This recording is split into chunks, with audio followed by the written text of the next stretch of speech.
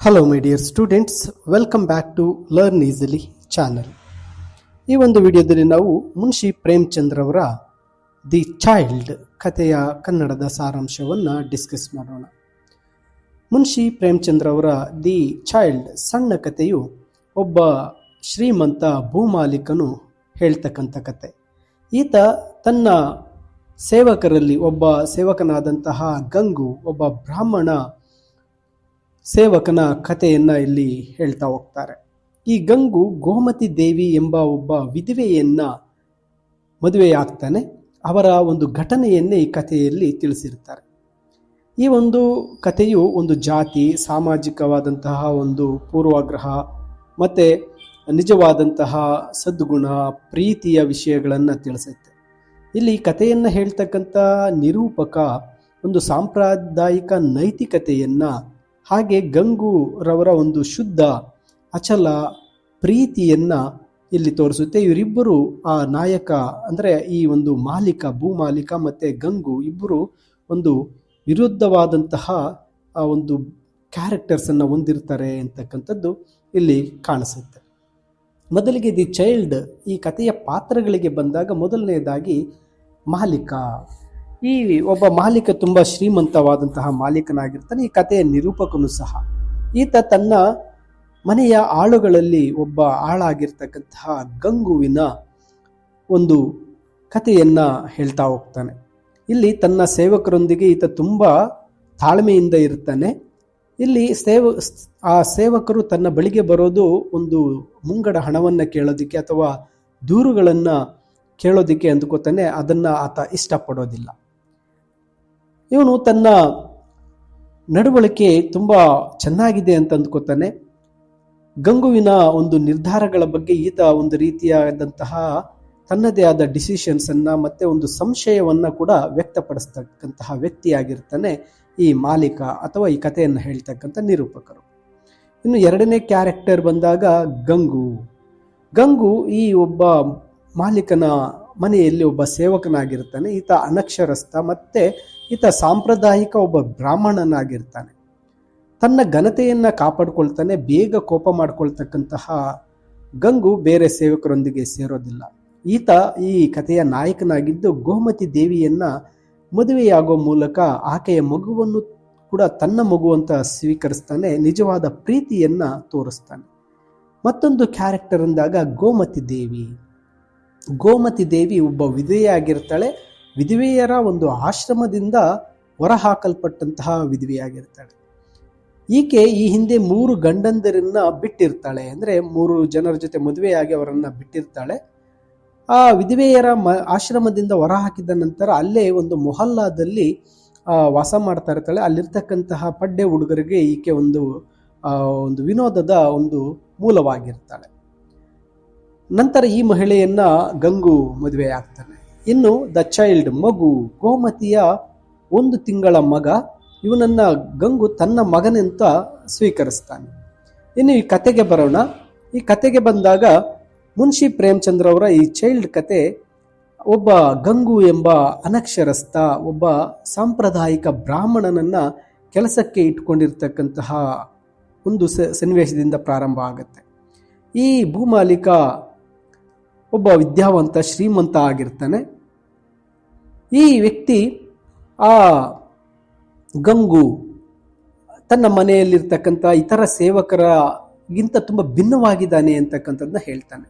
ಯಾಕಂದ್ರೆ ಬೇರೆ ಸೇವಕರೆಲ್ಲರೂ ಸಹ ಈ ನಿರೂಪಕನಿಗೆ ಅಥವಾ ಈ ಮಾಲೀಕನಿಗೆ ದೂರದಿಂದ ಎಲ್ಲರೂ ನಮಸ್ಕಾರ, ಸಲಾಂ ಹೇಳಿದರೆ ಗಂಗು ಯಾವುದೇ ರೀತಿಯಲ್ಲೂ ಕೂಡ ಮಾಲೀಕನಿಗೆ ಸಲಾಂ ಹೇಳೋದಿಲ್ಲ.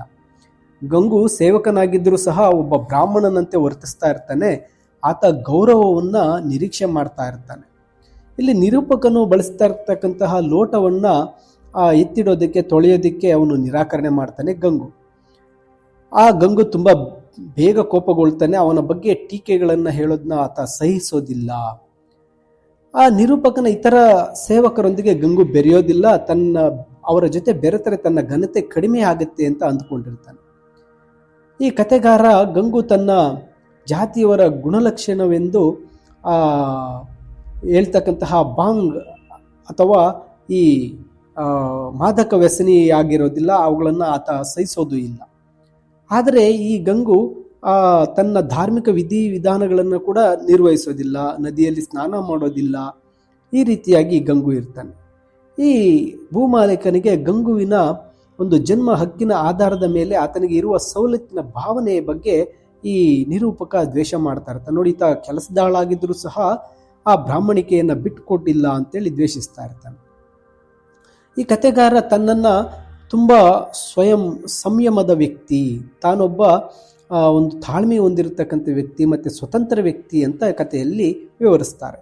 ತನ್ನ ಸೇವಕರನ್ನು ಕರೆಯುವುದಕ್ಕಿಂತ ಹೆಚ್ಚಾಗಿ ತಾನೇ ಆ ನೀರನ್ನು ಸುರಿಯತಕ್ಕಂಥದ್ದು, ನೀರನ್ನು ಸೇದ್ಕೊಳ್ತಕ್ಕಂಥದ್ದು, ದೀಪಗಳನ್ನು ಬೆಳಗಿಸ್ತಕ್ಕಂಥದ್ದು, ಈ ರೀತಿ ಸಣ್ಣ ಪುಟ್ಟ ಕಾರ್ಯಗಳನ್ನು ತಾನೇ ಮಾಡ್ಕೊಳ್ತಾ ಇರ್ತಾನೆ. ಇದು ಭಾಗಶಃ ಆ ಸೇವಕರ ತಮ್ಮ ಸಂಬಳದ ಮುಂಗಡ ಕೇಳಲು ಬಂದಾಗ ಅಥವಾ ಬೇರೆ ಸೇವಕರ ಮೇಲೆ ಏನಾದರೂ ಒಂದು ಚಾಡಿಯನ್ನು ಹೇಳೋಕ್ಕೆ ಬಂದಾಗ ಈ ಭೂಮಾಲೀಕನಿಗೆ ಒಂದು ರೀತಿ ಕಿರಿಕಿರಿ ಉಂಟು ಮಾಡ್ತಾ ಇರುತ್ತೆ. ಆದ್ದರಿಂದ ಆತ ಇದನ್ನು ಇಷ್ಟಪಡೋದಿಲ್ಲ. ಹೀಗಿರಬೇಕಾದ್ರೆ ಒಂದು ದಿನ ಬೆಳಗ್ಗೆ ಗಂಗು ಬಂದು ಆ ನಿರೂಪಕನ ಮುಂದೆ ನಿಂತ್ಕೊಳ್ತಾರೆ. ಆಗ ಈ ಮಾಲೀಕ ಅಥವಾ ಈ ಕಥೆ ಹೇಳ್ತಾ ಇರತಕ್ಕಂಥ ನಿರೂಪಕನಿಗೆ ಕೋಪ ಬರುತ್ತೆ. ಇಲ್ಲಿ ಆ ಒಂದು ಕೋಪವನ್ನು ವ್ಯಕ್ತಪಡಿಸ್ತಾನೆ. ಗಂಗು ಸಾಮಾನ್ಯವಾಗಿ ಆ ಒಂದು ವಿನಯ ಮತ್ತು ಬೇಡಿಕೆ ಆ ಒಂದು ನೋಟವನ್ನು ಕೊಡ್ತಾ ಇರ್ತಾನೆ. ಇಲ್ಲಿ ಅಸಹನೆಗೊಂಡಂತಹ ಅವರು ತಮ್ಮ ನಡಿಗೆ ತಮ್ಮ ಹೇಗೆ ನಿರೂಪಕರು ಇರ್ತಾರೋ ಹೊರಟಾಗೆ ಮಾತನಾಡ್ತಾ ಇರ್ತಾರೆ. ಆದರೆ ಗಂಗು ತಾನು ಯಾವುದೇ ರೀತಿ ಮುಂಗಡ ಹಣವನ್ನು ಕೇಳೋಕೆ ಬಂದಿಲ್ಲ ಅಥವಾ ದೂರು ನೀಡಲು ನಾನು ಬಂದಿಲ್ಲ ಅಂತ ಹೇಳ್ತಾನೆ. ನಂತರ ನಿರೂಪಕರು ಕೇಳ್ತಾರೆ, ನೀನು ಯಾವುದಕ್ಕೆ ಬಂದಿದೀಯಾ, ಆ ವಿಷಯವನ್ನು ಹೇಳು ಅಂದಾಗ ಗಂಗು ಹೇಳ್ತಾನೆ, ನಾನು ನನ್ನ ಕೆಲಸವನ್ನು ಇಲ್ಲಿ ಬಿಟ್ಟು ಹೋಗ್ತಾ ಇದ್ದೇನೆ, ಅದನ್ನು ಹೇಳೋಕೆ ಬಂದಿದ್ದೇನೆ ಅಂತ ಹೇಳ್ತಾನೆ. ಇನ್ನು ಮುಂದೆ ನಾನು ನಿಮ್ಮ ಮನೆಯಲ್ಲಿ ಯಾವುದೇ ರೀತಿ ಕೆಲಸ ಮಾಡೋದಕ್ಕೆ ಸಿದ್ಧನಿಲ್ಲ ಅಂತ ಹೇಳ್ತಾನೆ. ಈಗ ಆ ಮಾಲೀಕನಿಗೆ ಒಂದು ರೀತಿ ತನ್ನನ್ನು ಹೀಯಾಳಿಸಿದಂತೆ ಇದಾಗ್ಬಿಡುತ್ತೆ. ಆಗ ನೀನು ಈ ಕೆಲಸವನ್ನು ಬಿಡ್ತಾ ಇರೋದಕ್ಕೆ ನಿಜವಾದ ಕಾರಣ ಏನು, ಆ ಕಾರಣವನ್ನು ಹೇಳು ಅಂತೇಳಿ ಆ ಮಾಲೀಕ ಗಂಗುವಿನನ್ನು ಕೇಳ್ತಾರೆ. ಆಗ ಆ ಗಂಗು ಏನು ಮಾಡ್ತಾನೆ, ತಾನು ಕೆಲಸ ಬಿಡ್ತಾ ಇರ್ತಕ್ಕಂತಹ ಕಾರಣವನ್ನು ಇಲ್ಲಿ ತಿಳಿಸ್ತಾನೆ. ಆ ಕಾರಣ ಏನಪ್ಪ ಅಂದರೆ, ಆ ಗಂಗು ತನ್ನ ಉದ್ದೇಶವನ್ನು ಇಲ್ಲಿ ಹೇಳ್ತಾನೆ. ಆ ಗಂಗು ಗೋಮತಿ ದೇವಿಯನ್ನು ಮದುವೆಯಾಗುವುದಾಗಿ ತಿಳಿಸ್ತಾನೆ. ಗೋಮತಿ ದೇವಿಯನ್ನು ವಿಧವೆಯರ ಆಶ್ರಮದಿಂದ ಹೊರಹಾಕಲಾಗಿದೆ, ಅದೇ ಗೋಮತಿಯನ್ನು ನಾನು ಮದುವೆ ಆಗ್ತೇನೆ ಅಂತ ಹೇಳ್ತಾನೆ. ಆಗ ಈ ಮಾಲೀಕನಿಗೆ ಅಥವಾ ಕಥೆ ಹೇಳ್ತಕ್ಕಂಥ ನಿರೂಪಕರಿಗೆ ಒಂದು ರೀತಿ ಆಶ್ಚರ್ಯ ಆಗತ್ತೆ. ಅವರು ಆ ಗಂಗುವನನ್ನು ಕೇಳ್ತಾರೆ. ಆ ಗಂಗು ಒಬ್ಬ ಅನಕ್ಷರಸ್ಥ ಸಾಂಪ್ರದಾಯಿಕ ಬ್ರಾಹ್ಮಣ. ಅವನಿಗೆ ಆ ಗೋಮತಿ ದೇವಿಯ ಬಗ್ಗೆ ಸರಿಯಾಗಿ ಗೊತ್ತಿಲ್ಲ ಅಂತ ಅಂದ್ಕೋತಾರೆ. ಯಾಕಂದರೆ ಆ ಒಂದು ಗೋಮತಿ ಒಂದು ರೀತಿ ವ್ಯಭಿಚಾರಿ ಮಹಿಳೆಯಾಗಿರ್ತಾಳೆ ಅಂತ ಹೇಳಿ ಆಗ ಆ ನಿರೂಪಕರು ಏನು ಮಾಡ್ತಾರೆ, ಆ ಗಂಗುವಿಗೆ ಆ ಗೋಮತಿಯ ಬಗ್ಗೆ ತಿಳಿಸ್ತಾನೆ. ಕೆಲವು ವರ್ಷಗಳ ಹಿಂದೆ ಆ ಗೋಮತಿಯನ್ನು ವಿಧವೆಯರ ಆಶ್ರಮಕ್ಕೆ ಕರೆತಂದರು. ಆಶ್ರಮದ ಅಧಿಕಾರಿಗಳು ಅವಳಿಗೆ 3 ಬಾರಿ ಮದುವೆ ಮಾಡಿಸಿದ್ದಾರೆ. ಆದರೆ ಪ್ರತಿ ಬಾರಿಯೂ ಕೂಡ ಅವಳು ತನ್ನ ಗಂಡನನ್ನು ಬಿಟ್ಟು 1 ವಾರ ಅಥವಾ 1 ತಿಂಗಳೊಳಗಡೆ ಬಿಟ್ಟು ಹೊರಟೋಗಿದ್ದಾಳೆ. ಕೊನೆಗೆ ಆಶ್ರಮದ ಒಂದು ಮ್ಯಾನೇಜರ್ ಏನು ಮಾಡಿದ್ದಾರೆ, ಅವಳನ್ನು ಆಶ್ರಮದಿಂದ ಓಡಿಸ್ಬಿಟ್ಟಿದ್ದಾರೆ. ಈಗ ಅವಳು ಆ ಮೊಹಲ್ಲಾದ ಹತ್ರ ಒಂದು ಸಣ್ಣ ರೂಮ್ನಲ್ಲಿ ವಾಸ ಮಾಡ್ತಾ ಇದ್ದಾಳೆ. ಆ ಮೊಹಲ್ಲಾದಲ್ಲಿರ್ತಕ್ಕಂತಹ ಅಲ್ಲಿ ಸುತ್ತಲೂ ಇರ್ತಕ್ಕಂಥ ಎಲ್ಲ ದುಷ್ಟರಿಗೆ ಇವಳು ಒಂದು ರೀತಿ ಸೋರ್ಸ್ ಆಫ್ ಎಂಟರ್ಟೈನ್ಮೆಂಟ್, ವಿನೋದದ ಮೂಲವಾಗಿಬಿಟ್ಟಿದ್ದಾಳೆ. ಎಲ್ಲರೂ ಅವಳನ್ನು ಬಳಸ್ಕೊತಾ ಇದ್ದಾರೆ ಅಂತ ಹೇಳಿ ಆ ನಿರೂಪಕ ಏನು ಮಾಡ್ತಾನೆ, ಗಂಗುವಿಗೆ ಹೇಳ್ತಾನೆ. ಆ ಗಂಗುವಿನ ಮೂರ್ಖತನಕ್ಕೆ ಒಂದು ರೀತಿ ಕನಿಕರ ಪಡ್ತಾನೆ. ಆಗ ಅಂದ್ಕೋತಾನೆ, ಗೋಮತಿ ಕೂಡ ಇವನನ್ನು ಬೇಗನೆ ಬಿಟ್ಟು ಹೋಗ್ಬಿಡ್ತಾಳೆ. ಇವನು ನೋಡಿದ್ರೆ ಇವನ ಬಳಿ ಯಾವುದೇ ರೀತಿ ಹಣ ಇಲ್ಲ, ಐಶ್ವರ್ಯ ಇಲ್ಲ. ಈ ಗಂಗುವನ್ನು ಅವಳ ಒಂದು ಸಹವಾಸಕ್ಕೆ ಹೋಗೋದು ಬಿಡೋದು ಬೇಡ ಅಂತ ಈತ ಮನಸ್ಸಿನಲ್ಲೇ ಅಂದುಕೊತಾನೆ. ಆ ಗೋಮತಿ ದೇವಿಯ ಬಗ್ಗೆ ಎಲ್ಲ ವಿಷಯಗಳನ್ನು ನಿರೂಪಕ ಏನು ಮಾಡ್ತಾರೆ, ಗಂಗುಗೆ ಹೇಳ್ತಾರೆ. ಆದರೆ ಗಂಗು ಹೇಳ್ತಾನೆ, ಅವಳನ್ನು ಅವರು ಹೊರಹಾಕಿದ್ದಾರೆ ಅಂದರೆ ನಿಜವಾಗಲೂ ಅವಳ ಬಗ್ಗೆ ಅವರಿಗೆ ಪ್ರೀತಿ ಇಲ್ಲ. ಕೇವಲ ಆಹಾರ ಮತ್ತು ಬಟ್ಟೆ ಮಾತ್ರವಲ್ಲ, ಅವರು ಆ ಗೋಮತಿ ದೇವಿಯನ್ನು ಅವರು ಪ್ರೀತಿಸಬೇಕಾಗಿತ್ತು. ಶರೀರ ಮತ್ತು ಆತ್ಮದಿಂದ ಅವರಿಗೆ ಶರಣಾಗಬೇಕು. ಇಲ್ಲದೆ ಹೋದರೆ ಅವಳು ನಿಜವಾಗಲೂ ಅವಳನ್ನು ಸರಿಯಾಗಿ ಅವರು ಪ್ರೀತಿ ಮಾಡಿಲ್ಲ, ಅವಳನ್ನು ಸರಿಯಾಗಿ ಅವರು ನೋಡಿಕೊಂಡಿಲ್ಲ, ಅದಕ್ಕಾಗಿ ಅವರು ಅವಳನ್ನು ಬಿಟ್ಟಿದ್ದಾರೆ ಅಂತ ಹೇಳ್ತಾನೆ. ಅವಳನ್ನು ಸರಿಯಾಗಿ ಅರ್ಥ ಮಾಡ್ಕೋಬೇಕಂದ್ರೆ ಅವಳನ್ನು ನಾವು ಸರಿಯಾಗಿ ಪ್ರೀತಿಯಿಂದ ನೋಡಿಕೊಂಡಾಗ ಆಕೆ ಅಲ್ಲೇ ಇರ್ತಾ ಇದ್ಲು ಅಂತ ಹೇಳಿ ಗಂಗು ಹೇಳ್ತಾನೆ. ಈಗ ಆ ನಿರೂಪಕ ಒಂದು ರೀತಿ ಗಂಗುವಿನ ಮಾತನ್ನ ಕೇಳಿಸ್ಕೊಳ್ತಾ ತಲೆ ಆಡಿಸ್ತಾರೆ. ಅಂದ್ಕೋತಾರೆ ಗಂಗು ಒಂದು ಕೆಟ್ಟ ಫಸಲನ್ನ ಕೊಯ್ತಾ ಇದ್ದಾನೆ ಅಂತ ಹೇಳ್ತಾರೆ. ಆದರೆ ಗಂಗು ಯಾವುದೇ ರೀತಿಯ ಒಬ್ಬ ಮಾಲೀಕರ ಮಾತುಗಳಿಗೆ ಕಿವಿ ಕೊಡೋದಿಲ್ಲ. ತನ್ನ ರಾಜೀನಾಮೆಯನ್ನ ವಿಷಯವನ್ನ ತಿಳಿಸಿ ತಾನು ಹೊರಡೋಕೆ ಸಿದ್ಧನಾಗ್ತಾನೆ. ಒಬ್ಬ ವ್ಯಭಿಚಾರಿಯನ್ನ ಮದುವೆಯಾಗುವ ವ್ಯಕ್ತಿಯನ್ನ ತನ್ನ ಮನೆಯಲ್ಲಿ ಇಟ್ಕೊಳ್ತಕ್ಕಂಥದ್ದು ಸರಿಯಲ್ಲ ಅಂತಕ್ಕಂಥ ವಿಷಯ ಕೂಡ ಆ ಮನಸ್ಸಲ್ಲೇ ಈ ಮಾಲೀಕ ಅಂದುಕೊತಾನೆ. ನನಗೆ ಮುಂದೆ ಪೊಲೀಸ್ ಅಥವಾ ನ್ಯಾಯಾಲಯದ ಪ್ರಕರಣಗಳು ಅಥವಾ ಕಳ್ಳತನದಂತಹ ಪ್ರಕರಣಗಳಿಗೆ ಇದು ಕಾರಣ ಆಗ್ಬೋದು, ಇವನು ನನ್ನ ಮನೆಯನ್ನು ಬಿಟ್ಟು ಹೋಗೋದು ಒಳ್ಳೆಯದು ಅಂತ ಆ ಮಾಲೀಕ ಅಂದ್ಕೊತಾನೆ. ಮದುವೆಯ ನಂತರ ಈ ಗಂಗು ಮತ್ತೆ ಗೋಮತಿ ದೇವಿ ಇಬ್ಬರು ಮದುವೆ ಆಗ್ತಾರೆ. ಅಲ್ಲೇ ಮೊಹಲ್ಲಾದ ಒಂದು ಮನೆಯಲ್ಲಿರ್ತಾರೆ. ಅವರು ಒಂದು ಚಾಟ್ ಮಾರಾಟವನ್ನ ಮಾಡುವ ಮೂಲಕ ಜೀವನವನ್ನ ನಡೆಸ್ತಾ ಇರ್ತಾರೆ. ಇಲ್ಲಿ ನಿರೂಪಕನಿಗೆ ಗಂಗುವಿನ ಜೀವನದಲ್ಲಿ ಒಂದು ರೀತಿ ಇಂಟ್ರೆಸ್ಟ್ ಬರುತ್ತೆ. ಅವರು ಯಾವ ರೀತಿ ಬದುಕ್ತಾ ಇದ್ದಾರೆ, ಹೇಗಿರಬಹುದು ಅಂತಕ್ಕಂಥ ಪ್ರಶ್ನೆ ಅವರ ಮನಸ್ಸಿನಲ್ಲಿ ಒಂದು ಕುತೂಹಲ ಮೂಡಿಸ್ಬಿಟ್ಟಿರುತ್ತೆ. ಆ ಮಾರ್ಕೆಟ್ನಲ್ಲಿ ಗಂಗುವನ್ನ ಭೇಟಿಯಾದಾಗಲೆಲ್ಲ ನಿರೂಪಕ ಆ ಗಂಗುವಿನ ಮುಖವನ್ನು ನೋಡ್ತಾರೆ. ಅವನ ಮುಖದಲ್ಲಿ ತುಂಬಾ ಸಂತೋಷ, ತೃಪ್ತಿ ಕಾಣ್ತಾ ಇರುತ್ತೆ. ಆ ಗಂಗುವಿನ ಮುಖದಲ್ಲಿ ಶಾಂತಿ ಮತ್ತೆ ಆತ್ಮವಿಶ್ವಾಸ ಕಾಣಿಸ್ತಾ ಇರುತ್ತೆ. ಅವನು ತಾನು ಮಾಡ್ತಾ ಇರ್ತಕ್ಕಂಥ ವ್ಯಾಪಾರದಲ್ಲಿ ದಿನಕ್ಕೆ 8 ಆಣೆಗಳನ್ನು ಮಾತ್ರ ಗಳಿಸ್ತಾ ಇದ್ರು ಕೂಡ ಅದಕ್ಕೆ ತುಂಬಾ ತೃಪ್ತನಾಗಿರ್ತಾನೆ. ತುಂಬಾ ಸಂತೋಷವನ್ನ ಅವನ ಜೀವನದಲ್ಲಿ ಕಾಣ್ತಾ ಇರ್ತಾನೆ. ಈ ಮಾಲೀಕನಿಗೂ ಸಹ ಗಂಗುವಿನ ಸಂತೋಷದ ಜೀವನದ ಬಗ್ಗೆ ಒಂದು ರೀತಿ ಅಸೂಯೆ ಕೂಡ ಹೆಚ್ಚಾಗ್ತಾ ಇರುತ್ತೆ. ಇವನೇನು ನನ್ನ ಮನೆಯಲ್ಲಿದ್ದ, ಈಗ ಇವಳನ್ನ ಮದುವೆಯಾಗಿ ವ್ಯಾಪಾರದಲ್ಲಿ ಸಂತೋಷವಾಗಿದ್ದಾನಲ್ಲ ಅಂತ ಒಳಗೊಳಗೆ ಒಂದು ರೀತಿಯ ಅಸೂಯೆ ಇತ್ತು. ಒಂದು ದಿನ ಈ ಮಾಲೀಕ ತಾನು ಅಂದುಕೊಂಡಿದ್ದಂತಹ ಸುದ್ದಿಯನ್ನ ಕೇಳಿಸ್ಕೊತಾನೆ. ಏನಪ್ಪಾ ಅಂದ್ರೆ ಗೋಮತಿ ದೇವಿ ಗಂಗುವನ್ನ ಬಿಟ್ಟು ಓಡಿ ಹೋಗಿದ್ದಾಳೆ ಅಂತ. ಈ ಮಾತನ್ನ ಕೇಳಿಸ್ಕೊಂಡಂತಹ ಮಾಲೀಕನಿಗೆ ಒಂದು ವಿಚಿತ್ರವಾದ ಸಂತೋಷ ಮನಸ್ಸಿನಲ್ಲೇ ಮೂಡುತ್ತೆ. ಆ ಒಂದು ಅಸೂಯೆ ಆ ಗಂಗುವಿನ ಮೇಲೆ ಇವನಿಗೆ ತಕ್ಕದ ಒಂದು ಶಾಸ್ತಿ ಆಯಿತು, ನನ್ನ ಮಾತು ಕೇಳಲಿಲ್ವಲ್ಲ ಇವನು, ಆ ಒಂದು ದುರದೃಷ್ಟ ಇವನಿಗೆ ಕಾಡ್ತು ಅಂತ ಹೇಳಿ ಒಳಗೊಳಗೇನೆ ಒಂದು ರೀತಿ ಅಂದ್ಕೋತಾರೆ. ಆ ನಿರೂಪಕ, ಆ ಭೂಮಾಲೀಕ ಅದೇ ದಿನ ಏನು ಮಾಡ್ತಾರೆ, ಆ ಮಾರ್ಕೆಟ್ನಲ್ಲಿ ಗಂಗುವನ್ನ ಹೋಗಿ ಭೇಟಿ ಮಾಡ್ತಾರೆ. ಗಂಗು ಒಂದು ರೀತಿ ಆಘಾತಕ್ಕೆ ಒಳಗಾಗಿರ್ತಾನೆ, ಒಂದು ರೀತಿ ತುಂಬ ದುಃಖದಲ್ಲಿರ್ತಾನೆ. ಆದರೆ ಅವನು ಅಳ್ತಾ ಇರ್ತಕ್ಕಂಥದ್ದು ಒಂದು ಅವಮಾನದಿಂದಲ್ಲ, ನೋವಿನಿಂದಲ್ಲ. ಆ ಗಂಗು ಒಪ್ಕೊಳ್ತಾನೆ, ಗೋಮತಿ ನನ್ನನ್ನು ಸಹ ಮೋಸ ಮಾಡಿದ್ಲು, ನಾನು ತುಂಬ ಪ್ರೀತಿಯನ್ನ ಮಾಡಿದ್ದೆ ಅಂತ ಹೇಳ್ತಾನೆ. ಆದರೆ ಇಲ್ಲಿ ಆ ನಿರೂಪಕ ಮಾಲೀಕ ಏನು ಮಾಡ್ತಾನೆ, ತನ್ನ ಒಳಗಿನ ಒಂದು ಅಸೂಯೆಯನ್ನ ಹೊರಗಡೆ ಬಿಡದೆ ಒಂದು ಸುಳ್ಳು ಸಹಾನುಭೂತಿಯನ್ನ ತೋರಿಸ್ತಾ, ಆಕೆ ನಿನ್ನನ್ನೆಲ್ಲ ಕೊಳ್ಳೆ ಹೊಡ್ಕೊಂಡು ಹೋಗಿದ್ದಾಳಲ್ವಾ, ನಿನ್ನ ಹತ್ರ ಇರ್ತಕ್ಕಂಥ ದುಡ್ಡು ಎಲ್ಲ ಎತ್ಕೊಂಡು ಹೋಗ್ಬಿಟ್ಲಲ್ವಾ ಅಂತ ಕೇಳ್ತಾರೆ. ಆದರೆ ಈ ಮಾತು ಆ ಗಂಗುವಿಗೆ ಕೇಳಿಸ್ಕೊಂಡಾಗ, ಇಲ್ಲ, ಅವಳು ಏನನ್ನು ತೆಗೆದುಕೊಂಡು ಹೋಗಿಲ್ಲ, ಆಕೆ ನಿಜ ಹೇಳ್ಬೇಕಂದ್ರೆ ಅವಳು ಎಲ್ಲವನ್ನ ಸಹ ಬಿಟ್ಟು ಹೋಗಿದ್ದಾಳೆ. ಆಕೆ ನನ್ನನ್ನ ಬಿಟ್ಟು ಹೋಗುವ ಬಗ್ಗೆ ಮೊದಲೇ ಆಕೆ ನನಗೆ ಹೇಳಿರ್ಬೋದಾಗಿತ್ತು. ಮೋಸ್ಟ್ಲಿ ಆಕೆ ನನ್ನನ್ನು ಯಾಕೆ ಬಿಟ್ಟು ಹೋಗಿದ್ದಾಳೆ ಅಂದರೆ ನಾನು ಅನಕ್ಷರಸ್ಥನಾಗಿದ್ದೇನೆ, ಅವಳು ವಿದ್ಯಾವಂತಳಾಗಿದ್ದಾಳೆ, ಅವಳಿಗೆ ನಾನು ಉತ್ತಮವಾದ ಗಂಡಲ್ಲ, ಅವಳು ನನಗೆ ದೇವರ ಆಶೀರ್ವಾದ, ಅವಳು ಅತ್ಯುತ್ತಮವಾದಂತಹ ಗೃಹಿಣಿ, ಅವಳು ತುಂಬ ಒಳ್ಳೆಯವಳು, ಅವಳ ಪ್ರೀತಿಯನ್ನು ನಾನು ಮರೆಯೋದಕ್ಕೆ ಸಾಧ್ಯ ಇಲ್ಲ, ಅವಳು ತುಂಬ ಒಳ್ಳೆಯ ಹೆಣ್ಣು ಅಂತ ಹೇಳಿ ಗಂಗು ಆಕೆಯನ್ನು ಹೊಗಳುತ್ತಾನೆ.